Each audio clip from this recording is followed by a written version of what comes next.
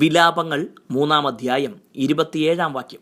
ബാല്യത്തിൽ നുകം ചുമക്കുന്നത് ഒരു പുരുഷന് നല്ലത്.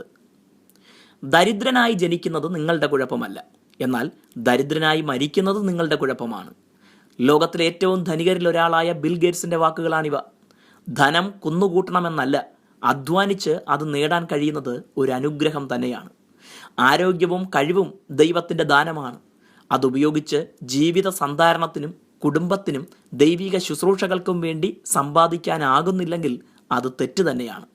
പലരും ബാല്യവും യൗവനവുമെല്ലാം ഉദാസീനതയിലും ആഘോഷപൂർണമായും ജീവിച്ചിട്ട് ജീവിതത്തിന്റെ പ്രധാനപ്പെട്ടതും വലുതുമായ ആവശ്യങ്ങൾ വരുന്ന കാലത്ത് ദുഃഖിച്ച് നിരാശപ്പെടുന്നത് കാണാം. ദൈവം നമുക്ക് തന്നിരിക്കുന്ന ഒരായുസ് ഇവിടെ വെറുതെ കളയാനുള്ളതല്ല. പലരും അലസരായി ജീവിതത്തിന്റെ നല്ല കാലം പാഴാക്കുമ്പോൾ കഠിനാധ്വാനം ചെയ്ത് പഠിക്കുകയും ജീവിത ലക്ഷ്യങ്ങൾ നിശ്ചയിച്ച് അതിലേക്ക് ചുവടുവെക്കുകയും ചെയ്യുന്നവർ പിൽക്കാലത്ത് ആശ്വാസം അനുഭവിക്കുന്നത് കാണാം.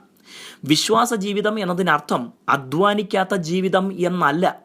ഓരോരുത്തരും ദൈവം ഉദ്ദേശിക്കുന്ന മേഖലകളിൽ കഠിനാധ്വാനം ചെയ്യുകയും ദൈവത്തോട് പൂർണ്ണ വിശ്വസ്തത പുലർത്തുകയും വേണം. കഴിവുണ്ടായിട്ടും സ്രോതസ്സുകൾ ഉണ്ടായിട്ടും അനുകൂല സാഹചര്യങ്ങളെല്ലാം ഉണ്ടായിട്ടും അലസതയൊന്നു മാത്രം കൊണ്ട് പരാജിതരായി തീർന്നവർ അനവധിയാണ്.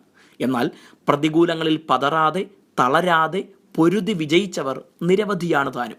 നമ്മുടെ ജീവിത സായാഹ്നം തിരിഞ്ഞു നോക്കി പുഞ്ചിരിക്കുന്നതായിരിക്കാൻ ഇന്ന് ഉത്സാഹികളാകാം. God bless you.